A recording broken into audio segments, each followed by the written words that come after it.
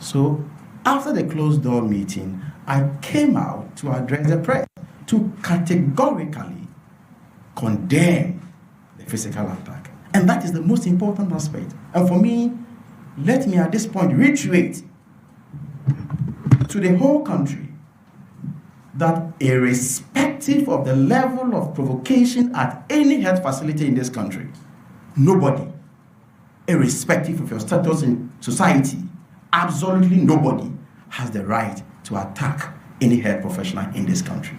That is the gravamen of the issue. Clear mandate to deliver, to improve upon the health sector. And it's expected, especially the players in the sector, for everybody to come on board for us to improve upon the sector. We have Mahama Cares to deliver. And at this point in time, we are ruling out the secretariat. We have free primary health care to deliver, and we are aggressively pursuing it. We have to ensure that claims at National Health Insurance are paid promptly, and all of you attest to the fact that we are doing so. We have our health facilities to retool. Maybe within the week I will be taking delivery of equipment for screening of cervical cancer delivered by telecell. These are the issues. When we took office, the portal for admission, we have to improve upon it. Today, as I speak to you now, people sit at the comfort of their homes and can apply. These are the things I think that everybody must come on board for us to address. How we can fight outbreaks. We have MPOPs at hand at the moment.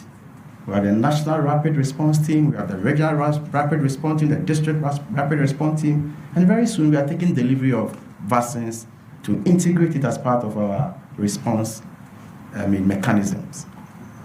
We have huge numbers of health professionals who have completed schools and they are settled at homes. And the government is putting effort in place to be able to make sure that these health workers who are at home get employed. Government is looking at employing some of them. We are looking at how we can export some of them. The measures include how we can look at it from the point of making them attractive on the global market.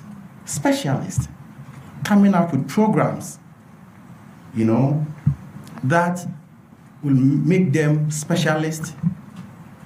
And at the moment, as I speak to you now, we are looking at the post-basic specialist program. We've constituted a committee, including the rector of Ghana, Ghana Nurses and Midwives College, and then the registrar for NMC, right? For all of us to come together, to let us come together and find solutions to the problems that exist. That is our preoccupation. Ladies and gentlemen, at this point, let me use this opportunity to state the chronological event that happened after the incident that occurred at Ridge Hospital. On Monday morning, I sent a delegation to Ridge Hospital to ascertain the situation. When the delegation came up, upon debriefing, I realized that I had to follow up. And ladies and gentlemen, let me state this, that I have the health workers of this country at heart. And so any attempt by any individual or any group of people to try to incite the health professionals against government pretending he cares more than us is unfortunate. And we must stop that. It's an avoidable tension we must avoid. It doesn't help the sector. If indeed you are a practicing health professional in the sector, it doesn't help the sector. And so, when the delegation came back, I had to follow up. I was in the company with the Deputy Director General and other directors of the ministry. We joined the medical superintendent at the Rich Hospital, and I visited the victims. After going around, we had a closed-door meeting to discuss the issues, not insults. One, how to look at beefing on the internal security, staffing issues. So, after the closed-door meeting, I came out to address the press to categorically condemn the physical attack. And that is the most important aspect. And for me, let me at this point reiterate to the whole country that irrespective of the level of provocation at any health facility in this country, nobody, irrespective of your status in society, absolutely nobody has the right to attack any health professional in this country. That is the gravamen of the issue. No diversionary tactics about handshaking.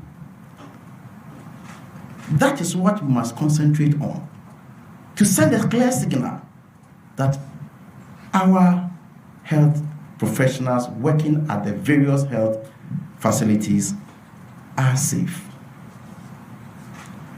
And so, after the engagement with the management, when I pulled out of the ward, then, in fact, in the engagement with the management, I made it clear to them that I had listened to their side of the story. And therefore, as a minister, I will also listen to the other side of the story. And I then constituted a committee to look into the matter, bring out recommendations for implementation.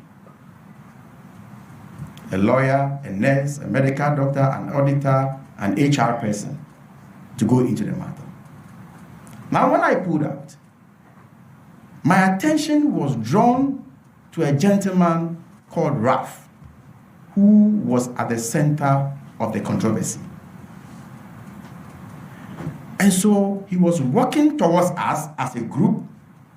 The medical director was with me. The deputy director general was also with me. Then I asked, why did you do this, gentleman? When I asked, most of you were there. I mean, the press, you were there. So you can attest to what I'm saying. You were there with me. When I asked him, the gentleman then stretched his hand, shaking me and trying to whisper something into my ears. Ladies and gentlemen, at this point, should I push the guy that don't whisper anything into my ears? Should I snub him? Should I shout at him? Even if that guy has been prosecuted and sentenced to life imprisonment, and he stretches his hand to shake me, as a minister, as a public officer, I have the duty to stretch and greet him. So let us not reduce the fact that I shook hands with him does not mean that I should stop any measure or any steps that the ministry or government will take to unravel the situation.